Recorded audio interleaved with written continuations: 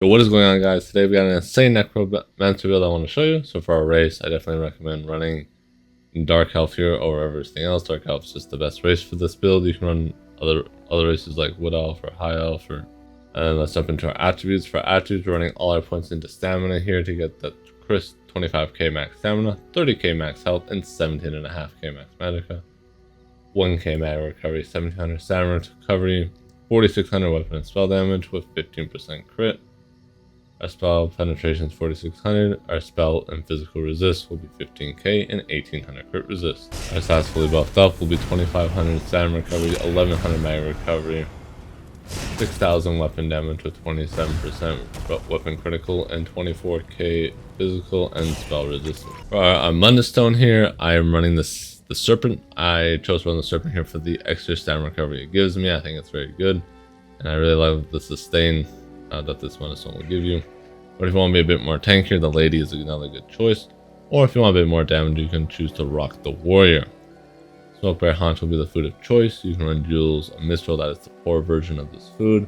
But if you do have the money, definitely get the Smoke Bear Haunch. It does a little bit more, not that much, but if you're not super rich, then the Jules of Mistral is definitely worth it.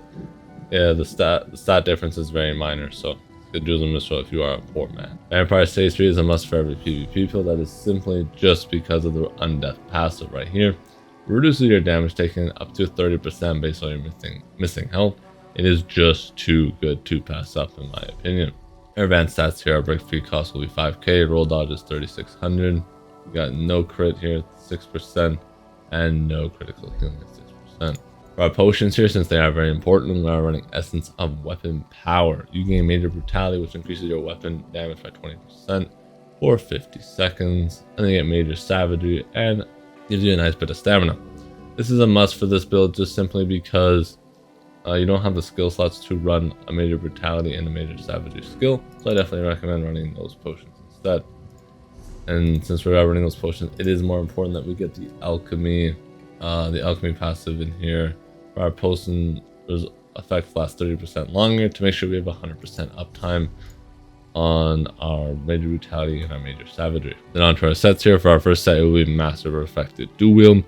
Master Perfected is just an insane set right now. It's super good. The Twin Slashes deal 1600 more damage for each hit and initial attack, and bleed super strong. Strongest dot in the game with this. Very good. You also get a nice line of crit there.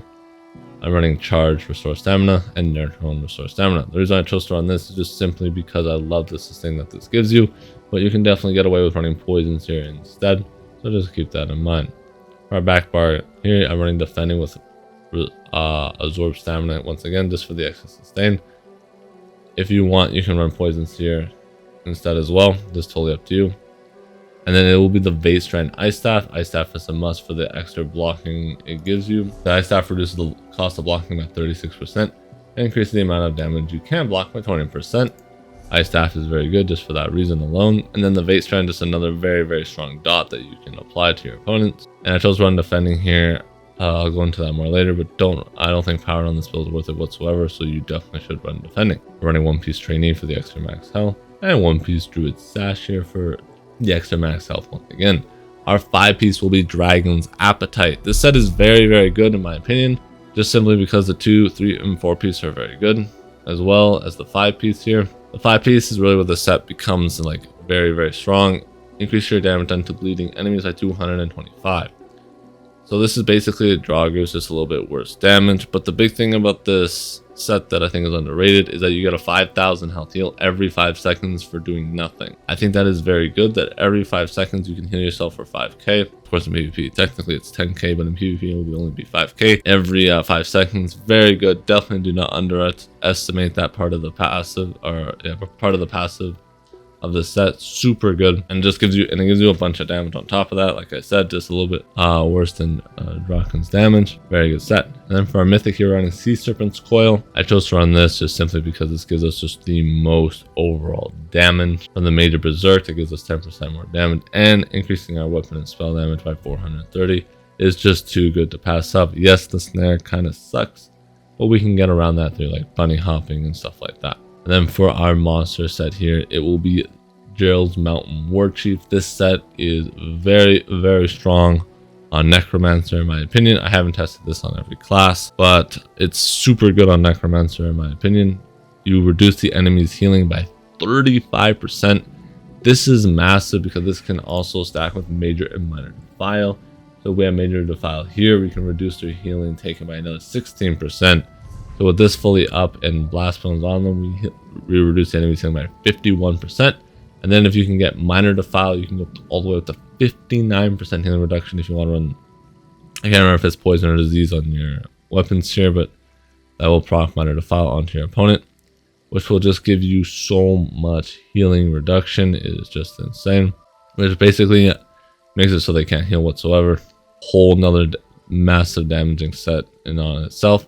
The only downside to the set is that it reduces your healing taking by 15%, which definitely does suck and probably is not the best for open world. You can definitely run Zons if you want instead for open world, or something like Marlock. This set right here, if you want to run this set instead for open world where you get an insane dot over a course of time, that is definitely a good option. But for battlegrounds and for 1v1s, this set is super good. You can even run this open world if you're in a group and just apply 51% healing reduction to all your opponents. The reason why Necro can run this is because they have the best tankiness out of all the classes, and it is the first or second best healing from all the classes, so they have very good in those two regards. The only thing that Necro generally will lack will be damage, and this set helps really make up for that.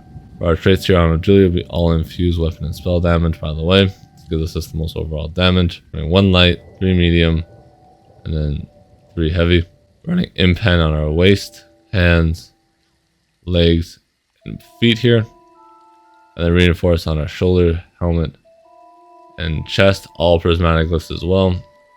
If you guys don't have the money for that, just make sure you get prismatic glyphs on the big pieces. So that would be our chest, helmet, and legs here, and then you can get just normal stam glyphs here on the smaller ones until you have the money to afford the prismatic glyphs. Onto our skills here, we are running Ruinous Scythe. Very good, since this gives us an access to a stun 100% of the time. If you don't want to run the Scythe here, you can run a Whirling Blade. Totally up to you, totally personal preference. But I like this because it sets them off balance and implies hemorrhage, which basically reduces their health by 10%. It gives us that bleeding status effect on top of them. Sets them off balance for 7 seconds, so we have access to a stun 100% of the time. Since besides the off balance here, Dawnbreaker is our only source of CC. What you would do is you would just do that and then medium weave like that, and you stun them since they're off balance. Quick cloak here for another dot. Every second you shrapnel pulse, dealing 1600 physical damage to all the enemies within 5 meters. And you also gain Major Expedition for 4 seconds, increasing your wound speed by 30%. And you also gain Major Evasion for 30 seconds, reducing your damage taken from areas by 20%. This is a very good skill, in my opinion. It gives you two major buffs, and it gives you another dot. Very good. Last build, nothing else to be said here, just an amazing skill that the Necro has. Like crazy, that's what allows us to proc our Dragon's Appetite. This also gives us a nice heal over time. Mortal Coil, another heal over time, gives us some nice magicka and stam recovery every 2 seconds. Dawnbreaker of Smiting. Dawnbreaker of Smiting, I think, is a must, just because you need the CC from it. Structure Entropy here. I chose to run this because another very good heal. Elemental here, this gives us Major Breach, reducing the physical and spell resist by 6k. Plus every 7.5 seconds, Burning Chilled. It will proc the Burning Chilled and Concussive status effect. Not only that, but you need it for Base Strand. This is what procs Base Strand. Resolving Vigor, another very good heal. Nothing else to be said here, gives you minor resolve and 16,000 health over 5 seconds. Spirit Guardian reduces our damage taken by 10. And it heals you for another 2200 health. And then Beckoning Armor. I chose to run this just simply because I like the fact that when people are at range, I just pull them towards me. When I fought people in duels using the skill, they really do not like it if they're ranged, since every time they try and be aggressive on me, they just get yoinked to me. It does suck because it's worthless against melee, but if you're against melee, then you can easily use the Ruinous Sight CC combo. But this stops the people at range from just spamming you. You just pull them towards you, force them to CC break, and it's very good. Definitely recommend trying this out if you haven't. Very fun ability, and it's very strong. Temporal Guard here. While slotted, you gain minor protection. Totally up to you, whatever ult you want to run here. Totally up to you, it does not matter. I just like the amount of protection that this gives. And then race against time here, you can choose to run race against time, by the way, instead of quick look. I don't recommend it since you do lose out on the major evasion and a nice dot. This dot does about 4 or 5% of my overall DPS, by the way, if you are wondering. It's not an insane amount, but it definitely, you know, does help. But if you choose not to run race against time and quick look, you will need to run escapist poisons on the back bar. But definitely you need to run the escapist poison on the back bar here if you choose to run quick look. So as you can notice, I want to address something. We are not running this heal right here. We're not running resistant flex. And the reason for that is because I don't want the minor defile that this gives me, because I already have 15% healing reduction. But not only that, you actually have enough healing that you don't even need it. Like I never have any problem healing on this build. In 1v1s, I never really get close to dying.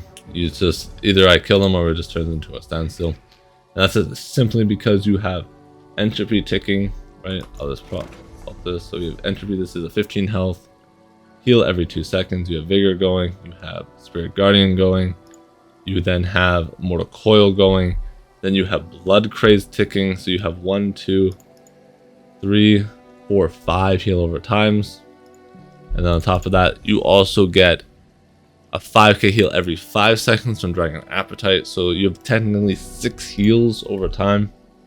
Just always ticking, always coming up. So it adds up to an insane amount of healing. Trust me, it's a lot of healing. And you do not need to run resistant flesh with the setup. I do recommend running all these heals, though you will need them since we're not running resistant flesh. But once you have them all, you heal an insane amount over a period of time. And it's just nice because they all do something else. Like Spirit Guardian gives you 10% damage reduction, Vigor gives you minor resolve, this gives you another dot. This gives you some sustain on top of the really good heal. This gives you damage, so you're doing damage and healing at the same time. So I think it's very good for being offensive too, since all you have to do is proc this once and then just go offensive until they run out. Switch bars, and just reapply the buffs. It's not like you have to ever use resistant flesh to heal during a fight, because your healing does come from all. And since we're not running this, we have no real way to spend our magicka, and that's why we are running a frost staff here. We spend our magicka just by using it to block. So let's say I need some stem. I'm low on stem. I'll just switch to my back bar and hold block here to reduce my magicka, since we'll have plenty of magicka on this build. You just reduce a whole block with your frost staff, and then you just basically trade your magicka for your stam pool. And that's how you keep very good stam sustain on this build as well. Right, on to our blue CP. Our first blue CP, Biting Aura, increasing our damage done with aerial effects. Master Arms, increases our damage done with direct damage. Exploiter, increases our damage done with off-balance enemies by 10%. This is very good because we will always have them off-balance since we are running Ruinous Scythe. But if you want to run a different CP, you can definitely run the Focus Mending here. Instead and get some more healing and be a bit more tanky, I would recommend that one if you are choosing to run. If you want to run Whirling Blades over Ruinous Scythe instead, definitely recommend running Focus Mending over Exploiter. And then for our last, we have Ironclad, reduces our damage taken by direct damage by 6%. Very strong, since like 90% of the damage in this game is direct damage. That's why you want to run that. Pain Refuge, reduce your damage taken by 2% every 2 negative effects on you, up to a max of 20%. You will always have a negative effect on you. We have no way to cleanse them on this build, so this will be up 100% of the time. And since for some reason each tick of this counts as a negative effect, this is technically 15 negative effects just from the set, by the way. So it's really weird how this works, but you 15% damage reduction just simply from this set alone. Very good, very weird. I think it's bugged, by the way, that they should fix that. Should count as 1 negative effect, but just keep that in mind. Sustained by suffering, once again, will always have a negative effect on this build. Pretty much a must. Relentless, being feared or stunned will cause you to gain major protection, reducing your damage taken by 10%. This is very good because this will be when you are taking the majority of your damage, is when you're CC'd or feared. So Relentless here is very good. Survival Instinct reduces the cost of our core combat skills by 25%. Very good. It helps us with our sustain immensely. Pretty much a must. And then for our green tree, I recommend getting Gifted Rider, War Mount, Fashioner, Liquid Efficiency, and Breakfall. Then get all your other passives as you see fit. So the way you want to play this build is pretty unique. I really like this build because it's a very unique build. It's also very good. That's why I really like this build. So you just proc bait, entropy like this. Make sure your potion's always up. You proc this. You get your major expedition and major evasion, make you even tankier. Then you just proc blast bones, and then you just go to town like this. Very simple. Once your first blast bone goes down, you use more coil immediately to get the siphon. And then that's it. You just do damage basically.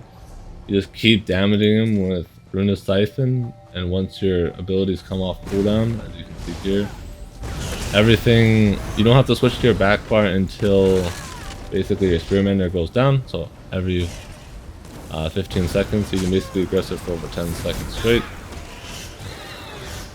Or of course, if you need to switch to your back bar and hold block to heal. Once again, we are training.